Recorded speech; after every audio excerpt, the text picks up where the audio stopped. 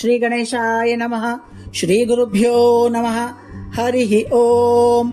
Flashes of inspiration from the Upanishads series. त्रयो लोका एत एव वागेवायं लोको मनो अन्तरिक्षलोकः प्राणोऽसौ लोकः. त्रयो वेदा एत एव वागेवर्ग्वेदो मनो यजुर्वेदः प्राणः सामवेदः. देवाः पितरो मनुष्या एत एव वागेव देवा मनः पितरः प्राणो मनुष्यः. पिता माता प्रजैत एव मन एव पिता वाङ्गाताः प्राणाः प्रज्ञा. विज्ञातं विजिज्ञास्यं विज्ञातमेत एव यत्किञ्च विज्ञातं.